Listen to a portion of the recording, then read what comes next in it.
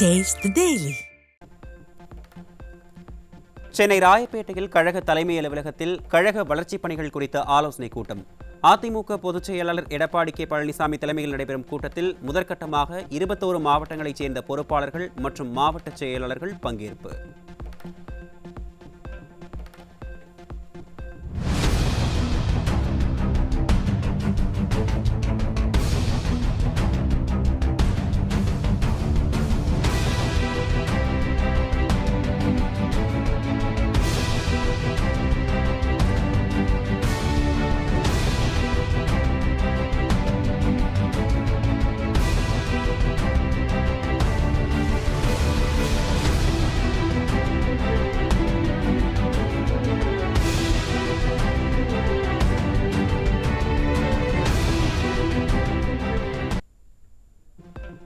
சென்னை ராயப்பேட்டையில் கழக தலைமை அலுவலகத்தில் கழக வளர்ச்சிப் பணிகள் குறித்த ஆலோசனைக் கூட்டம்.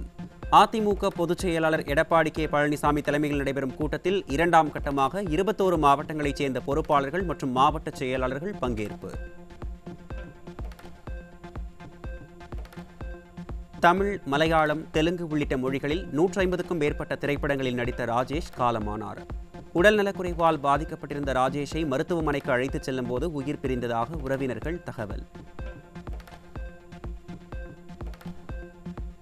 150க்கும் மேற்பட்ட திரைப்படங்களிலும் சின்னத்திரை தொடர்களிலும் நடித்த குணச்சித்திர நடிகர் ராஜேஷ் மறைவுக்கு அதிமுக பொதுச் செயலாளர் எடப்பாடி கே பழனிசாமி இரங்கல்.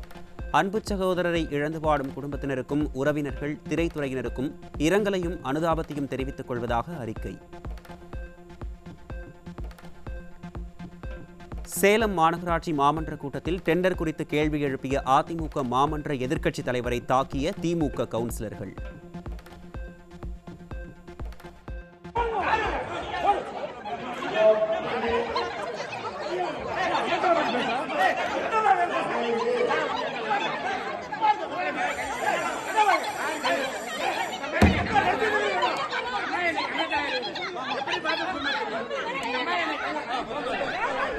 திமுக கவுன்சிலர்களின் அராஜகத்தை கண்டித்து திமுக மேயரை முற்றுகையிட்டு அதிமுக கவுன்சிலர்கள் முழக்கம்.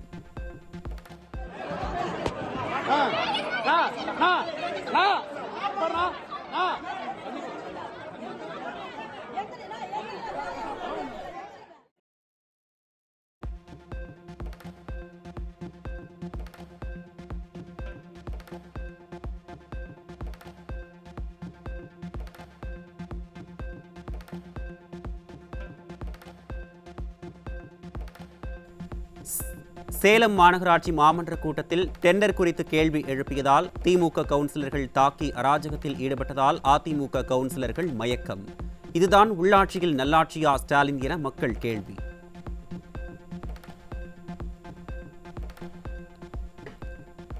செங்கல்பட்டு மாவட்டம் திருக்கழுக்குன்றம் அருகே 15 வயது பள்ளி சிறுமிக்கு பாலியல் தொல்லை அளித்த நபர் மீது போக்சோ சட்டம் பாய்ந்தது.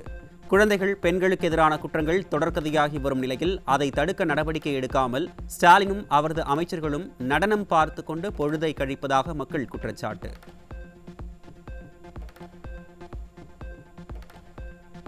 கள்ளக்குறிச்சி மாவட்டம் கச்சிராயப்பாளையம் பகுதியில் 16 வயது சிறுமியை திருமணம் செய்த இளைஞர் உட்பட 4 பேர் மீது போக்சோவில் வழக்கு பதிவு. குழந்தைகளுக்கு எதிரான குற்றங்களை தடுக்க தவறிய ஸ்டாலின் அரசு நீதிமன்ற தீர்ப்பில் ஸ்டிக்கர் ஒட்டி பெருமை தேட நினைப்பது வெட்கக்கேடானது என மக்கள் விமர்சனம். ஈரோடு மாவட்டம் பவானியில் 8 வயது சிறுமியிடம் பாலியல் சீண்டலில் ஈடுபட்ட 16 வயது சிறுவன். பள்ளி கல்லூரிகளில் பாலின கல்வியையும் போக்சோ வழக்கு குறித்த போதிய விழிப்புணர்வை ஏற்படுத்துவதில் ஸ்டாலின் அரசு தோல்வியடைந்து விட்டதாக மக்கள் குற்றச்சாட்டு.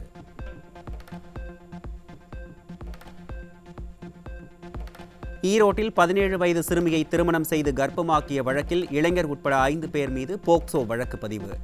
குழந்தை திருமணத்தை தடுக்க தவறியது விடியா அரசின் மாவட்ட நிர்வாகம் மற்றும் சமூக நலத்துறையின் செயலற்ற தன்மையை காட்டுவதாக மக்கள் கடும் விமர்சனம். ராமநாதபுரத்தில் வீட்டருகே விளையாடிக் கொண்டிருந்த 2 சிறுமிகளுக்கு பாலியல் தொல்லை அளித்த நபர் போக்சோவில் சிக்கினார்.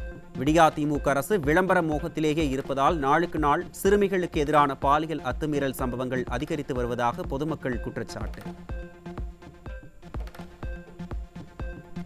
திருவள்ளூர் மாவட்டம் சோழவரம் அருகே தனியார் மருத்துவமனையில் சிகிச்சை பெற வந்த பெண்ணுக்கு பாலியல் தொல்லை கொடுத்த மருத்துவ பணியாளர் பிடிபட்டார். பெண்களுக்கு பாதுகாப்பில்லா நிலை தொடர்கதையாகி வரும் நிலையில் அப்பா ஸ்டாலின் கும்பகர்ண தூக்கத்தில் இருக்கிறாரா என மக்கள் கேள்வி. தூத்துக்குடி மாவட்டம் குலசேகரன் பட்டினத்தில் மது போதையில் மனைவியை கல்லால் அடித்துக் கொன்ற கணவன். ஸ்டாலின் ஆட்சியில் 24 மணி நேரமும் விற்கப்படும் மதுவால் பல்வேறு குடும்பங்கள் சீரழிந்து வரும் அவலம்.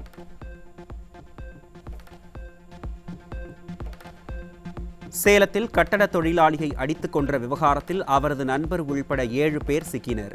நிர்வாக திறனற்ற ஸ்டாலின் ஆட்சியில் சட்டம் ஒழுங்கு சீர்குலைந்து குற்ற சம்பவங்கள் அதிகரித்து வருவதாக பொதுமக்கள் குற்றச்சாட்டு.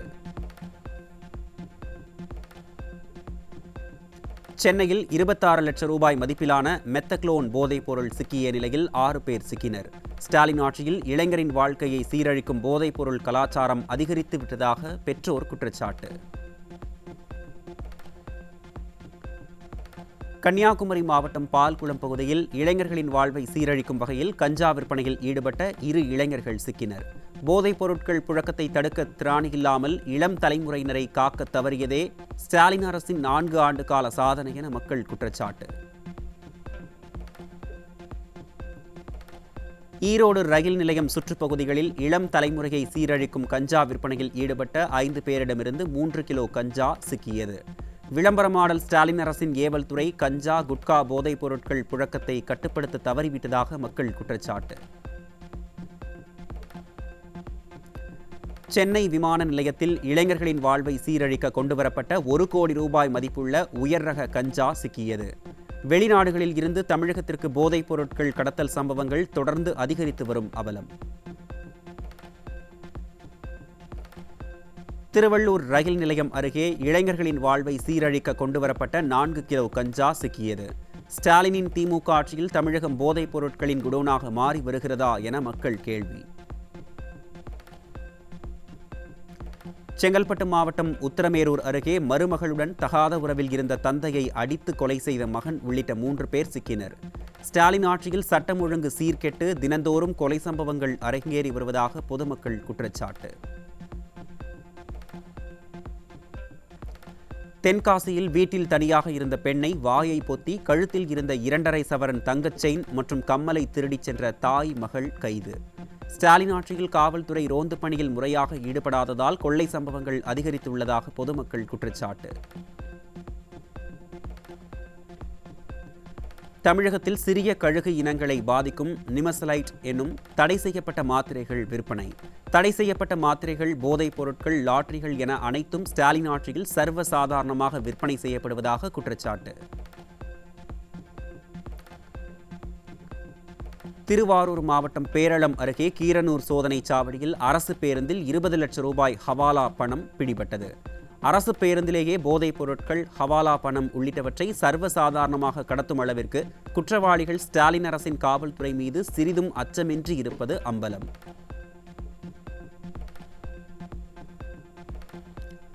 கோவையில் தலைக்கவசம் அணியாமல் இருசக்கர வாகனத்தில் சென்ற இளைஞரின் கைபேசியை மழை வெள்ள நீரில் தட்டிவிட்டு காவலர் உச்சக்கட்ட அராஜகம்.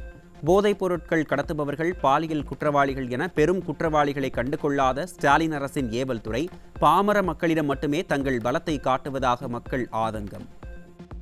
நாங்கள் எந்த தப்பு பண்ணல, நாங்கள் திருடங்க கிடையாது, குடிகாரம் கிடையாது, எதுவுமே பண்ணல. இவர் இப்போ அடிச்சுட்டு எங்களை ஃபோனை பிடுங்கிட்டு போயிட்டாருன்னா, வண்டியை பிடுங்கிட்டு போயிட்டாரு, இந்த பையனோட ஃபோனையும் பிடுங்கிட்டு போயிட்டாரு. இப்போ இவர் எதுக்கு அடிச்சாரு எங்களை யார் இவர் என்னை கை வைக்கிறதுக்கு? இவர் யாருன்னு எங்களை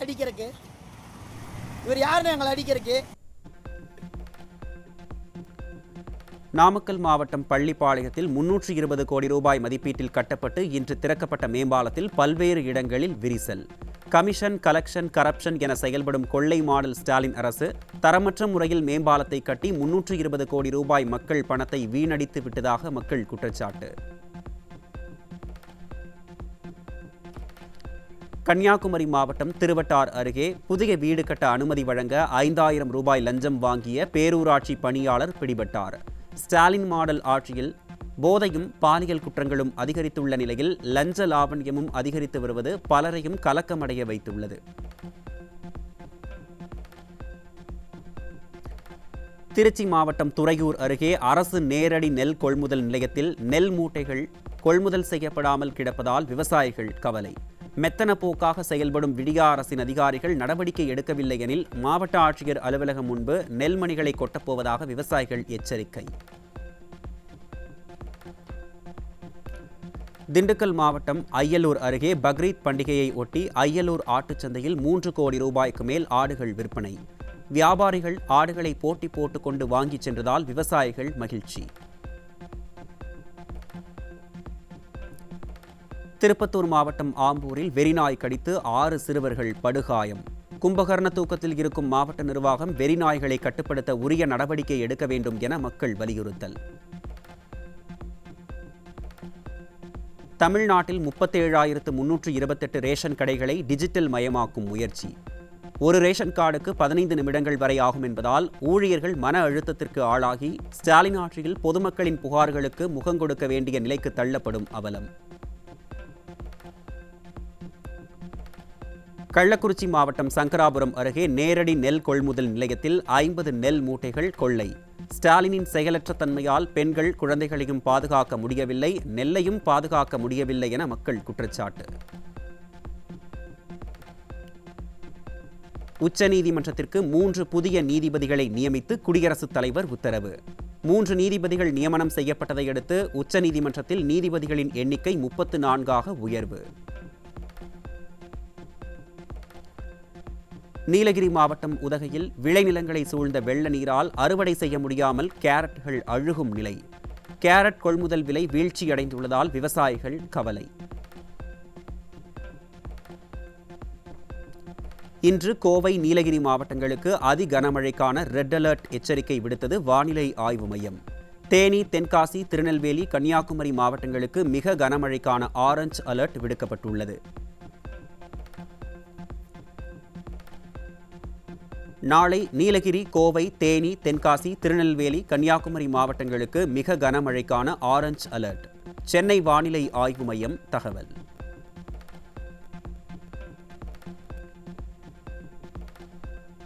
கோவையில் காற்றுடன் பெய்த மழையால் வாழை மரங்கள் சாய்ந்து சேதம்.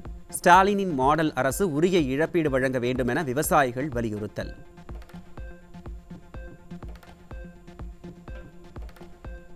நீலகிரி மாவட்டம் உதகையில் தொடர் மழையால் வீடுகள் சேதம். சேதமடைந்த வீடுகளை மாவட்ட நிர்வாகம் இதுவரை கண்டுகொள்ளவில்லை என மக்கள் குற்றச்சாட்டு.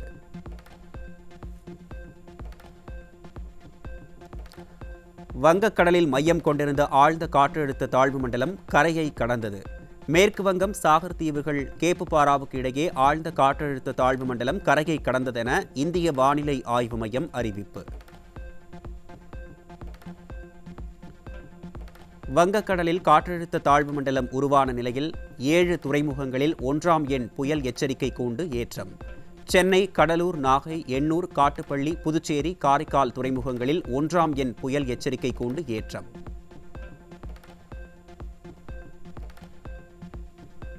சென்னையில் ஆபரண தங்கத்தின் விலை சவரனுக்கு 320 ரூபாய் குறைந்து ஒரு சவரன் 71,160 ரூபாய்க்கு விற்பனை.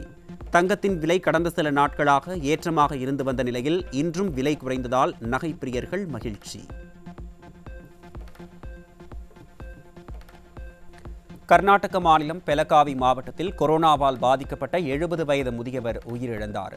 பெங்களூருவில் கடந்த 4 நாட்களுக்கு முன்னர் கொரோனாவால் ஒருவர் உயிரிழந்த நிலையில் மேலும் ஒருவர் உயிரிழந்ததால் மக்கள் அதிர்ச்சி. 2025-26 சாகுபடி ஆண்டின் நெல் கொள்முதலுக்கான குறைந்தபட்ச ஆதரவு விலை 69 ரூபாய் உயர்த்தி 2300 ரூபாயாக மத்திய அரசு நிர்ணயம். ஈரப்பத அளவு, ஊழல் புகார்கள் பிரச்சனையாக உள்ள நிலையில் நெல் கொள்முதல் குவிண்டாலுக்கு 3000 ரூபாயாக உயர்த்த விவசாயிகள் கோரிக்கை. டெல்லியில் கணவர் இறந்த நிலையில் உறவினரான 16 வயது சிறுவனை மணம் முடித்த 35 வயது பெண். பெற்றோர் சிறுவனை அழைத்துச் சென்ற நிலையில் அவர் என் கணவர், நான் அவருடன் வாழ்வேன் என கூறிய பெண்ணை கடுமையான சட்ட விளைவுகளை சந்திக்க நேரிடும் என எச்சரித்த போலீசார். பிரான்சில் 300 சிறுமிகளை பாலியல் வன்கொடுமை செய்த மருத்துவர் 15 ஆண்டுகள் தண்டனை பெற்றும் சிகிச்சைக்கு வந்த சிறுமிகளை சீரழித்தது அம்பலம்.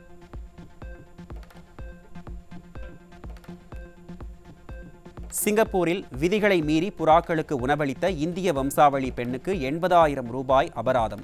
சிங்கப்பூரில் பொதுவெளியில் பறவைகள் விலங்குகளுக்கு உணவளிக்க வேண்டுமென்றால் வனவிலங்குகள் மேலாண்மை அதிகாரியிடமிருந்து அனுமதி சான்றிதழ் பெற வேண்டும் என்பது விதி.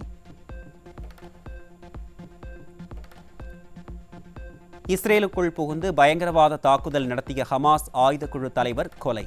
வான்வழி தாக்குதலில் கொல்லப்பட்டதாக இஸ்ரேல் பிரதமர் அறிவிப்பு.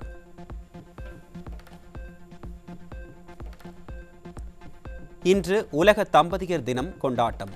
அன்பு, புரிதல், ஒற்றுமையுடன் வாழ வேண்டும் என்பதை வலியுறுத்தி ஒவ்வொரு ஆண்டும் மே 29ஆம் தேதி தம்பதியர் தினம் கொண்டாட்டம்.